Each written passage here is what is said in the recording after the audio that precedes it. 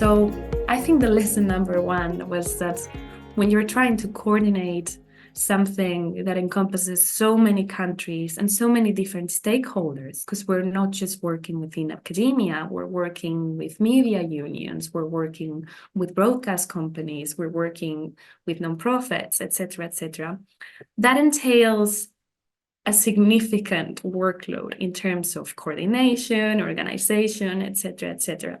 So you have to be prepared to deal with this. That's possibly lesson number one. Lesson number two deals with the fact that when you're addressing gender in media representations, it is a bit of a challenge to not consider gender as a separate category that doesn't intersect with, issues of class, sexuality, race, etc. But from an analytical perspective, and now I'm thinking specifically about the media monitoring tool, implementing this intersectional approach to the representation of women in politics still remains a bit of a challenge.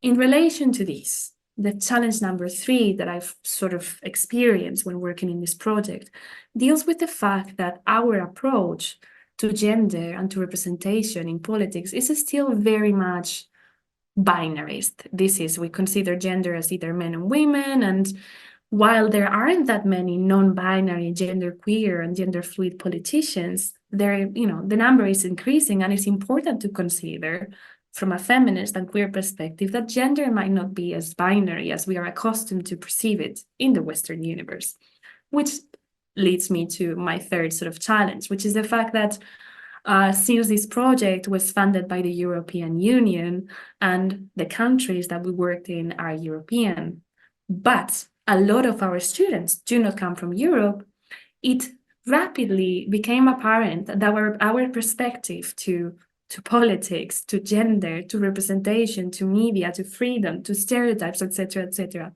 was very much Eurocentric, Western, ethnocentric, let's just put it that way. So some of the categories for analysis, some of our parameters, also when we were teaching these international students, didn't necessarily apply for their context. We cannot talk about the representation of women politicians in Europe, in the press, the same way we talk about the representation of women politicians, say, in Pakistan or Iran, because the context is completely different. So that's another challenge that we sort of identified. For me, it's more of a personal thing because I come from Asia and I'm here in Europe, so I'm already automatically a minority, and it's not something I've felt before moving to Europe. So, like seeing things that are said in theory in class and experiencing like little subtle racism outside, it's like things just switch on in your brain and you're like, oh my gosh, I'm actually experiencing racism or I'm actually experiencing sexism, And it's crazy because I've never really felt that before, and it just opens my eyes to being more like in tune and like having to break barriers and be vocal about people being discriminatory towards me. Something that I also wanted to mention as a positive is the fact that we created alliances with other European projects, such as the UniTwist project, which analyzes party manifestos across Europe from a gender perspective.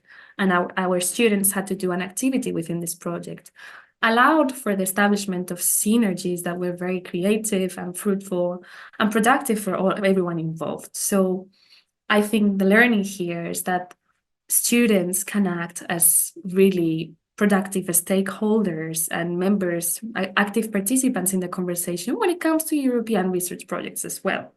In fact, some of them worked also for a project that the European Women's Lobby developed, helping them with their with the dissemination of their manifesto, Europe at the Crossroads. In a professional way, it could be useful because in my opinion, the most important thing is to learn how to have discussions and talk without being in any way offensive.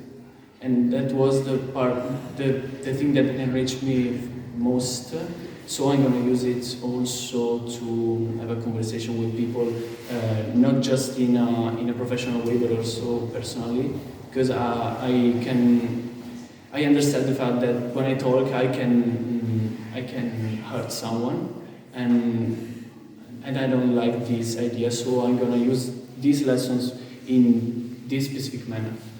One other learning that I also wanted to share with you is the fact that, when you're discussing issues that are so political, such as gender, specifically gender in politics and the media, right? Oftentimes, the people that we want to attend the trainings that you organize, the conferences that you organize, are already the actors that are committed and engaged as feminists or that want to fight for gender equality. So that has been a bit of a challenge. And that's something that the International Federation of Journalists, as well as COPEAN, has sort of witnessed when they organize the trainings, that the fact that most of the people that attended these trainings were actually women and feminists. So how do we attract the people whose minds we need to change? That is a big challenge that still remains to be addressed. Certainly, I will start looking at the news very differently, like analyzing them more and just kind of pinpoint the differences, the stereotypes, like subtle even ones. So it's gonna be interesting.